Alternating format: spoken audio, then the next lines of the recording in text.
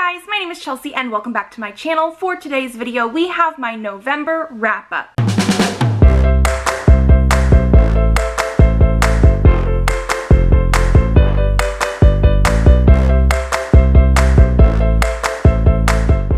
Now, November was actually one of the worst reading months that I've had this year. Well, not necessarily this year, since March, since like quarantine, social distancing, all that kind of stuff. So January and February, I did actually read a little bit less than I read in November, but otherwise, it was still pretty good. I read a total of 8 whole books. I finished one that I talked about in my October wrap-up at the very beginning of November for number 9, and then I'm currently in the middle of another book. So otherwise, 8 whole books throughout the month of November, plus the half of one that I finished at the beginning of the month. We're gonna run through some of my stats really quickly. So because I read those 8.5 basically books in the month of November, I read a total of 2,918 pages. 1 book was an ARC, 1 was an ebook, and 7 were physical books. 2 were middle grade, 1 was young adult, 1 was new adult, and 5 were adult titles. 1 was a 2-star, 3 were 3 stars, 1 was a 4-star, and 4 were 5 stars. So as I mentioned before, the first book that I technically finished in the month of November was The Forever Crew by C.M. Stunich. I actually talked about this at length with the rest of the series in my October wrap-up, so I will leave the link for that down below, and we're just going to move into the next book. I then read Skyward, Volume 2. This is by Joe Henderson. This is a comic bind-up of the 2nd volume in the series, so I think this one contains issues 6 through 10, and then there is a 3rd volume that I desperately want to pick up, and I think that actually is it for this series. I don't see that they've done any more issues since then, but this series in general follows our main character of Willa, and she lives on an Earth that sometime in the past the gravity sort of shut down. There is some gravity, but not very much, so most of the people end up flying around. There are some rich people that live further down and they have mag boots, that kind of stuff, so there is a whole element of monetary discrepancy between the poor and the rich in this world, especially since the higher up you get, the less obviously gravity and protection you have, because if you go too far, you can actually float out to space, which means you die. You have to make sure that you're very careful about where you're flying to, and if you have the opportunities to grab onto buildings or trees or something to keep you protected. I loved the first one. I actually loved this one as well. I gave it 5 stars. I love the fact that our main character is a person of color. We also have a secondary character who has disabilities. He has no legs below the knees, which is a very interesting concept in this world as well, because of the fact that he's not bound to a wheelchair because they can all float around. I love this. I'm very curious where the 3rd book is going to go. I'm really shipping Willa with one of our characters in this series, and I don't know if it's ever going to actually turn into romance stuff, but I would love it to go there. So we will have to see. Then I read 7 Devils by Laura Lamb and Elizabeth May. I actually read this as a buddy read with Olivia Savannah from Olivia's Catastrophe. I will leave her channel linked down below. And I'm giving this 4 out of 5 stars. I absolutely loved doing this as a buddy read with Olivia Savannah because of the fact that we were really able to talk about the society and the characters here, because this is a feminist space opera. Most of the people that we follow as point of view characters are female, and I absolutely loved it. It's very character driven in that way. We do have multiple people of color. We have a trans character, we have a sapphic romance, we have a disabled character, we have characters with anxiety. There's a lot of topics in here that I thought was handled very well, but like I said, it is very character driven, and I do love character driven stories. However, I gave it a 4 stars because I do feel sometimes that was a detriment to this book, only insofar as the fact that we would have them going into a heist situation or trying to commandeer a spaceship, and there's potential weapons and things that are going to be happening, but then we would jump from the action part to a flashback, and those flashbacks definitely gave us a lot of these characters, but it took me out of the action, and I wished there was more forward momentum going on. We definitely have a lot of dark topics here. I know our main society that we deal with is very genocidal. They kill a lot of other species, ones in the past and they took over their planets, but also there's another species that they are warring with and they want to basically cause a genocide. So there are very difficult topics on that. One thing I absolutely do love though is the fact that our LGBTQ characters are just there and living their life.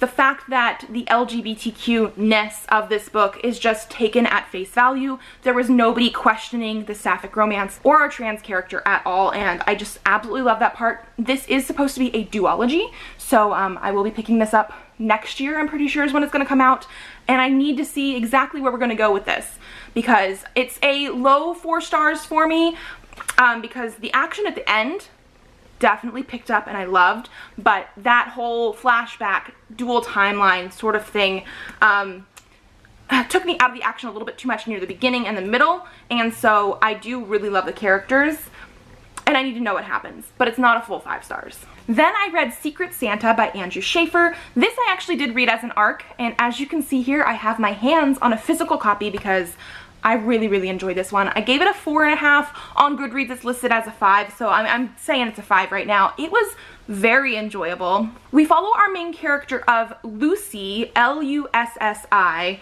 I don't fully like spellings like that in books because I always try to read them weird ways, but it is pronounced Lucy in here. And she is basically trying to find a new job in a publishing house. She got laid off or something from her old job, and she does find a new publishing house that she is interviewing for. They are very literary fiction, whereas she is very much a horror fiction type of editor. And she does end up getting hired, but it's due to very weird extenuating circumstances. One thing that I really liked about this one is it is a horror comedy, so we do get a lot of the creepy, weird mystery sort of horror elements. There's not a whole bunch of like gore or super scary things like that, because then we do also have like the more comedic aspects, but it is very much that mix of horror comedy. I would almost say it's sort of like Shaun of the Dead in the fact that like Shaun of the Dead the movie, even though that's dealing with zombies and this is very much not, it is fully a comedy and fully a horror. Like, they are just mashed together in such a good way, and that's how I felt with this one. I believe on the summary thing that I read on NetGalley, which is why I requested this, said that it was Stephen King meets The Office, and so very much so. I also really love the fact that our setting is in a publishing house in the 1980s. There was just something about it that I absolutely loved as a book nerd myself. It was so well done. I have to look up more of Andrew Schaefer's work because I'm pretty sure he's the one that also wrote Hope Never Dies, which is an Obama and Biden like buddy cop mystery thing.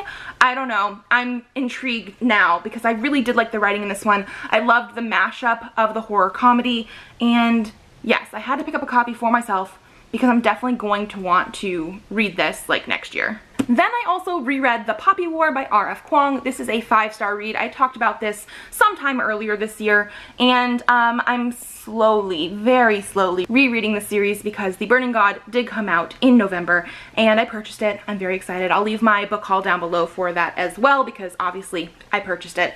But yes, I love this series. I love this book. Rin is our main character here. She can be very morally gray, especially because as we get further into this book, we do deal with a lot more military and war aspects, and so because of that, she sometimes makes decisions that I personally would never have made, but there's something so compelling about her. I love reading from her perspective. I love the writing style of this because it's actually very accessible, but it is also very dark. This is a fantasy story that is based on Chinese history.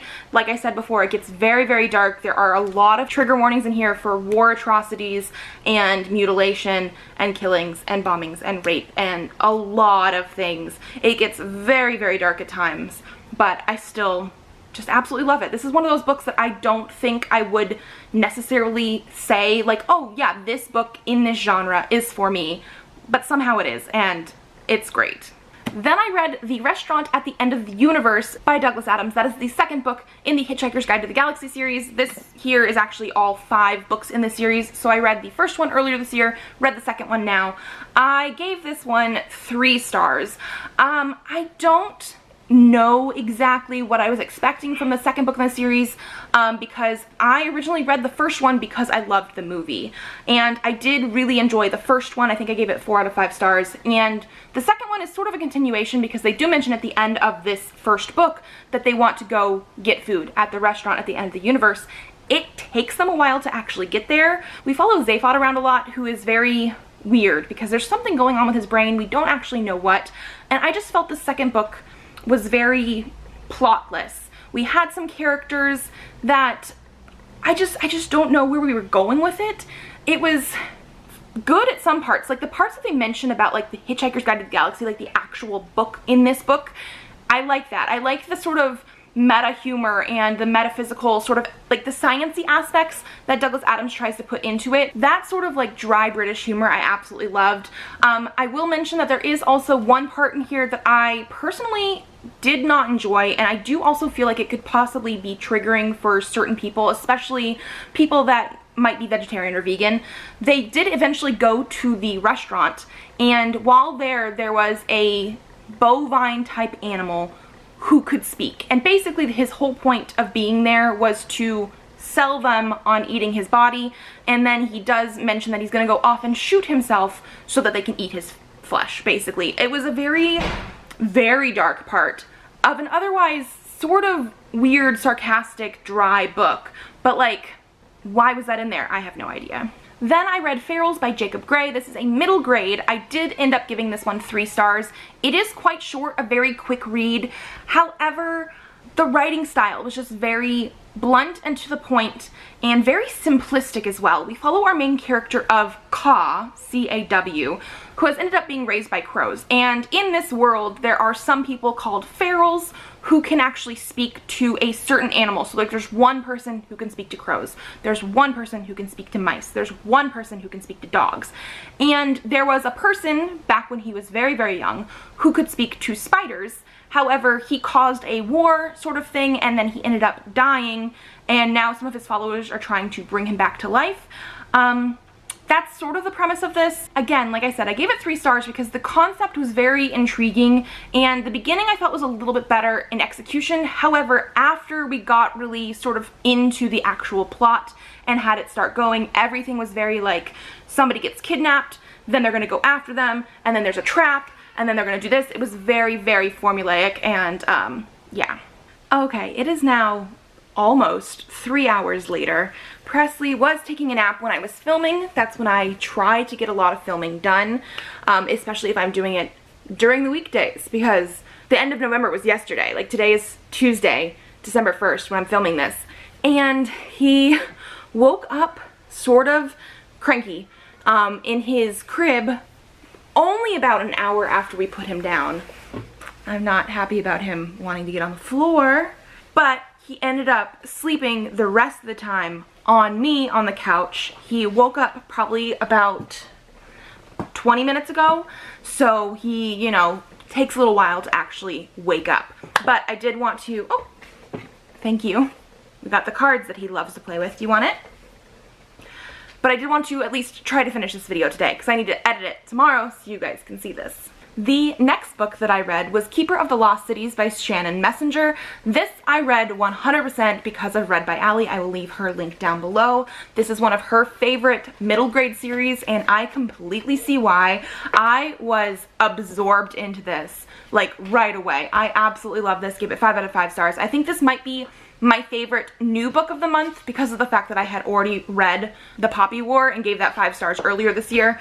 But I really, really love this. This follows our main character of Sophie, who finds out that she's not human. She is an elf. That's basically what these people are. They're not like the typical elves that we would normally think of, but that's what they are. And not only that, but she has magic. It appears that most elves have some sort of magic. It's all a little bit different per elf, but hers is basically being able to read minds, and it all goes from there. This has tons of like animals, extinct and imaginary and magical, and I absolutely love this. One thing that I really, really enjoyed is the fact that it is middle grade. Sophie in here is 12, and because she is an elf, she is apparently very bright. In this world, our world, in our world, even the dumbest elf is smarter than the smartest human. So they are all very bright. So at the beginning of this book, she is a 12-year-old senior in high school. But then they go to the elf world and she's now sort of more normal, but that's not even the main thing I was trying to say. What I really, really love is the fact that she is 12, but she gets basically uprooted from her family and ends up going to this new land. Hi, baby. And she does not just sit down and take things. Like, just because things are changing and things are different, she has so many questions. She is always wanting to know more, and she's asking all the right questions. Like, if I was all of a sudden told I wasn't human, I would be very confused and want to know what's going on as well. And I love her. I mean, I love the side characters that we have too. We have a good cast of characters here, but I absolutely loved her characterization. I did feel the ending of the book wrapped up a little bit too quickly, and I know it's because we're going to have more books in this series, and I'm very excited for them, but it's such a long book, page number wise. It took me not that long to read it, but page number wise, it's a very long book. I just thought we were going to have a little bit better closure, but it's still a 5 stars. I absolutely love this one. And then the last full book that I read in November was Clown in a Cornfield by Adam Cessair. This one I gave 3.5 stars, technically. So this one is a like hack and slasher book. It reminds me a lot of those like B horror movies where basically it's about a person going out to kill people. This one, because of that sort of vibe that I got from it, I did not feel very much connection to the characters. The characters were okay, but we started off very... There you are. But we started off with the killing, you know, about 1/3 of the way through the book, and then it was basically just death after death after death. It is in very much gory detail, so if you're looking for sort of a mindless slasher movie-esque book, I would definitely say this one. I did actually like how it wrapped up at the end though. Like, the ending was pretty satisfying even for it being a, you know, good enough book but not amazing. And then one thing I will say, it's going to not exactly be spoilers, but at the same time, I'm going to say it's spoilers just because if you have watched the movie I'm going to compare this to, I might be giving some information away. However, if you have not watched the movie, have not read the book, you will have no idea what I'm talking about. But, spoilers, I would really compare this to Hot Fuzz. Yes, this is the second Simon Pegg, Edgar Wright, Nick Frost movie that I'm comparing books to this month, but it really, really fits for like the vibes of this. So if you like that movie, again, I didn't feel as much connection to these characters as I did for the characters in the movie, but it definitely has like that sort of vibe and theme. And then, as I mentioned before, I'm actually in the middle of the Dragon Republic. That's this one here. Dust Jacket's off because I'm reading it. One thing that I have noticed in the month of November is I'm not necessarily in a reading slump, although I have read the fewest amount of days this month out of the entire year. I've been trying to read every day, or most every day, and I've had some breaks where I've taken like a day or two off. The most I think before this month had been like 2 days in a row, but now I've had multiple days I haven't read anything. But one thing that I wanted to mention is that I've noticed that my reading has slowed down because my in-laws have left. If you guys have been following my channel for any amount of time, you know that Leon's parents had been living with us for almost 11 months because of COVID stuff. They were finally able to go back home, and so this is the first month, because they left on November 1st, this is the first month that I haven't had that extra help with Presley. He's also 16 months old today, so he's also very independent now. He wants to do things and get into things, and like this, he has a mind of his own, for sure. So I have been noticing that even when I have like goals of like, I want to read this today, I don't always hit them, especially since I do a lot of reading in bed at night. I've been really tired a lot lately because I don't have people helping me. He accidentally knocked into the camera. It's okay. We got a hair tie. You want it? Because I don't, let me fix you guys there, have extra people that, you know, will take him in the morning and I can sleep in a little bit, or, you know, that kind of thing. So this is in no way bad. It's just a new experience for parenting. Half of it is because I don't have extra help. Half of it is because he is getting a lot more opinionated and wanting to do a lot more stuff. So I just have been dropping the ball on reading lately, which is not a bad thing. I'm not in a slump at all, really, but I haven't read as much as I want to. That being said, 8.5 books basically is a good reading month. This is a good reading month. I think because I had help and because of social distancing and quarantining, I have had crazy reading months between, you know, February and now. So very unrealistic, but I loved a lot of things that I read this month. I'm going to keep trying to get back on track and we will see how we do in December. But otherwise, that is everything from me. If you guys like this video, give it a thumbs up to let me know. Subscribe to this channel if you would like to see more videos. I do have videos up Mondays, Thursdays, and sometimes Saturdays. So I will see you then. Bye.